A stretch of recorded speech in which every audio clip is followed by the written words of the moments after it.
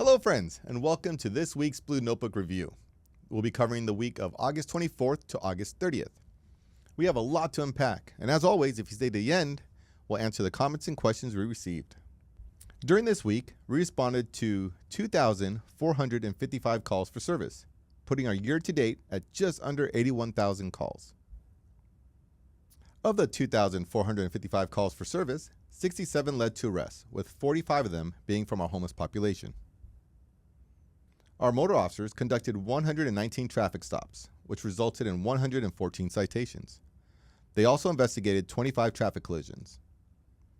There was a traffic enforcement operation throughout the city with a focus on San Vicente and the downtown area.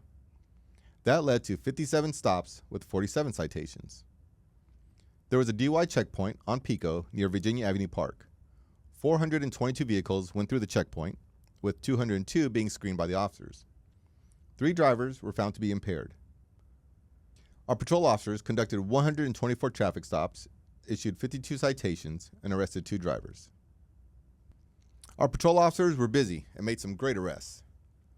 A woman threatened a church security guard with a box cutter. She was located and arrested.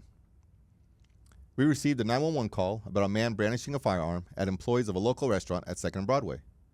The suspect tried to run from the police, but after a foot pursuit, he was taken into custody. Fortunately, the firearm, which he discarded, was located and found to be stolen. The suspect had a prior conviction for a felony firearm charge and had an outstanding no-bail warrant. Patrol responded to a suspicious person call in the 600 block of 9th Street. He was located and found to have a no-bail warrant for his arrest. A parolee was found in possession of pepper spray and had an outstanding burglary warrant. So he too, you got it, was arrested. On to some big news. There's been a prowler on the north side of the city that was captured on a Ring doorbell. He had targeted several different residents, and we've been looking for him for about a week or so. I'm happy to say an officer recognized him from the captured footage and arrested him. This reminds me from, I think it was last week's video when we talked about different ways of hardening your residence or your business. Ring cameras, I mean, it doesn't have to be Ring, it could be Blink. I think Google Home has one now. There's a variety of different ones. But these, like motion sensing cameras, are the ones that record throughout the whole night, are great. It gives us footage as to who to look for, and we can take that image, send it to all the officers, and then as their day-to-day business, they can go out there and look for the suspect. So if you don't have one, again, we're not sponsored by them, but please get them. It has definitely helped solve some crimes. Our downtown services unit conducted a traffic stop on a vehicle. After running the driver, he turned out to have an outstanding felony warrant for domestic violence. He was arrested and picked up by the requesting agency. And unfortunately, there was a vehicle burglary from one of the downtown structures. I don't know who our demographics are. I don't know who's watched these videos, if you're all local like me or if you're traveling to Santa Monica. I don't know. But at least for you watching, if you are one that travels, keep in mind, I mean, crooks know what rental cars look like. They all have the little stickers, the little barcodes. There's clear, obvious signs that these are rental cars. Do your best to not keep anything in them. Leave them in your hotel room. I'm also not naive, and I understand that there's a lot of people that, hey, let's just do one more stop. Let's just stop by, the promenade, the pier. Let's stop by the beach one last time before we go to the airport. Not the best idea. I had a tow truck driver tell me one time that door locks and windows keep honest people honest. Don't let a window that's made to shatter be what stops or what protects your property from a crook. So if you can, leave your stuff in the hotel room. Don't take it with you. All right, back to DSU. While an officer was working overtime, they contacted a person for smoking in the park. The suspect tried to give a false name, but the officer was able to identify him. He was a sex offender with a no-bail warrant, and he too was arrested. Our DOT officers stopped a guy on the 200 block of the bike path. He was found to be in possession of 22 grams of meth. A subject was stopped in the 1500 block of 2nd Street for smoking marijuana in public. He was on parole for robbery, had meth in his pocket, and he too was arrested. Another person in Tongva Park was arrested for an outstanding warrant and found to be in possession of 20 grams of meth. And we have another one that was contacted for tampering with vehicles at a car dealership in 1800 block of Santa Monica. He was located, found to be on parole, and in violation of his sex offender registration. And you guessed it, arrested. All in all, DART made 9 arrests. Our crime impact team, along with DART, CID, and the Smart Center, conducted a catalytic converter theft operation overnight from 9 p.m. to 7 a.m. That led to 3 felony arrests, 1 misdemeanor arrest, 10 traffic stops, and 6 pedestrian stops. They stopped a guy at 19th Street in Wilshire. He was found to be an out-of-compliance sex offender and arrested. And here you can see what I referenced a couple slides back with that prowler peeper suspect. CIT had been working with CID and conducted follow-up interviews, late-night operations, until they finally located the peeper. Like, I know we go through these numbers and we go through the stats and they just appear, they just sound like numbers, and some things can get just drowned out a little bit. But having worked next to these men and women for over 2 decades, like, we truly take pride in the work that we do and in the community we serve here in Santa Monica. So I saw how hard, like, CIT was working with CID, and I saw the peeper's image being plastered all over the department. And then when they made that arrest, like, I saw how happy everybody was because of that. So it's not just a numbers game with us. Like, we take everything, all the crimes that happen here, seriously. And when we make an arrest like this, like, it is celebrated, I'm sure, by the community, but even internally amongst each other. Our community engagement team continues to work with our community to address various long-term concerns and engage in community meetings and events. Yeah, let's get the camera on me too. I just want to make a quick point. I think you're seeing a lot of me on this video. I apologize. This just brings up a good thing. There was a comment, I think 2 weeks ago, 2 or 3 weeks ago. And he was like, don't you have anything better to do than make these videos? Like, your time can be out there used arresting people. And like, for a well-functioning police department, there's a lot of things that we take into consideration. And it's not just go out there and arresting people. There's the traffic enforcement, there's the investigative stuff, there's the short-term issues, long-term issues, and there's, even like our internal affairs to keep us on point, to make sure that we're held accountable for the stuff we do. Like, there's a lot of different aspects. And that's just the sworn side. And then you talk about our professional staff, with our traffic enforcement, with our community service officers, with our records department, our jailers. Like, the list goes on and on. There's just, it takes a lot to make a police department function at a high level. We all just can't be hammers, right? If we're all hammers, then everything turns into nail, and that's not good.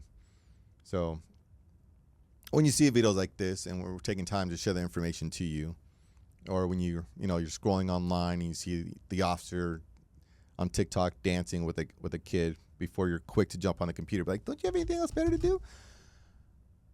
Like, there's people doing that, And then when that same officer goes and arrests somebody, it's the same person hops online. Don't you have anything better to do?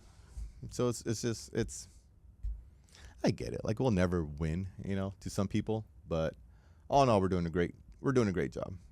And a lot of that is because of the way our community embraces us and treats us, and the good work that you're doing, like with the cameras and the security and all that stuff that we've highlighted several times throughout these weeks. Okay, enough of me. Let's get back to it. Our help team conducted 124 self-initiated activity. Our help team collaborated with our Beat 2 NRO to meet with some neighbors, walk the block, and answer questions about homelessness.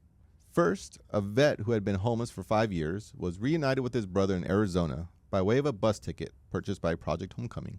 Second, a woman in a wheelchair who has a serious medical condition was able to return home to her brother in Pennsylvania. During this week, they also stopped a subject for a Muni Code violation. He was found to be in possession of meth and a no-bail warrant, which he was promptly arrested for. For my animal services, we have 30 dogs and 23 cats ready for adoption. Looks like we had 8 cats that were adopted, but no dogs. So if you're able to, please stop by the shelter and give one of them a home. And looks like we had a humane trap set up in the 2200 block of 4th Street for the aggressive raccoons that we covered last week. But somebody left food and took the trap. Well, that person was identified and issued a citation. Our Harbor Services unit responded to 3 medical calls, 10 calls for service, assisted the police in 4 calls, and found 1 lost person. And that concludes the Blue Notebook. So how about we get to the comments and questions, shall we? Doesn't seem like we have that many of them. From Forever Glam 34. Oh, I like these Sundays updates. I'm having wine on the patio. Hey, Sergeant Verbeck. Well, hello, Forever Glam. What's your preference, white or red? Or rosé all day? These are so important. Thank you. By R. Vartan 2. Well, you're very welcome. I'm glad you enjoy it. I'm glad we're getting more and more people watching the videos because it is important. Thank you, officers, for your hard work. From Aerial Rangers. Well, there's a bunch of officers that watch this too, not just you guys. So I know they're going to hear it. They're going to hear it here. So Aerial Ranger, thank you. When did these start? And I'm obsessed with this. By Hospice Nurse Jolie. When did this start? Month and a half? 2 months ago? But I'm glad you're obsessed with it. And if your name is anything as to what you do, thank you for your service. I can only imagine how difficult that is. So Hospice Nurse Jolie, thank you. Dude, you're funny. Interview a Cop by Gary Ventura. Well, Gary, maybe we can splice in a little clip of an interview from our podcast studio when I did interview a cop. I've interviewed 6 so far. We just haven't released them yet. But we'll throw in a little snippet just so you can see what it's like. Started about 15 years ago. You came to us from West Covina. Covina, sir. Covina. And then coming from West Covina to Santa Monica. It's Covina, sir. You know that. you know it. Why do West Covina? It's Covina. You know it's Covina. We're going to have to edit so much in this take, but you know it's Covina. I want to hear you say it before this is over. Yes, sir. There's nothing like college football. I remember we played Auburn my sophomore year. I think they were like number 5, and sitting in the locker room before the game. You're sitting there, and everything's just shaking, and I'm looking around like, what the hell's going on right now? And you go out the tunnel, and there's like 115,000 people in the stands, not one seat open, and then you see this freaking hawk, wherever the bird is coming down the field. I'm like, oh my God, what's going to happen? And then it's 56-0 all of a sudden. It's like, what just happened to us?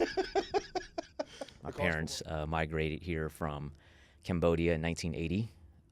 They were part of the Cambodian killing fields genocide. So they were, them growing up in Cambodia, they were in refugee camps and fleeing the war. And finally they were able to seek homage here in the U.S. in 1980. So I'm first generation here. Is there a guilty pleasure song that you normally don't admit that you like, but that you'll play in your radio in Maybe your car like with the windows Backstreet up? Boys or like NSYNC. By NJ517. I constantly see cars blowing through red lights on 4th Street and Broadway at 50 miles an hour. Can we please add a red light or a speed camera there?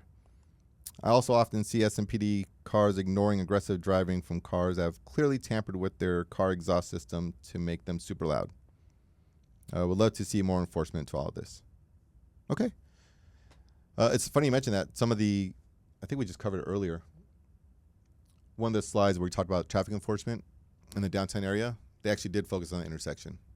So, hey, kudos to you for pointing that out, and kudos for our traffic department for realizing that and addressing it. In regard to the cars who tamper with their exhaust system, we do several ops like that a year. We'll address that. So yeah, we could do more. From Kathleen. Yep, I don't know if the F is silent, if the J is silent. So, Kathleen, thank you for the video. Sounds like SMPD has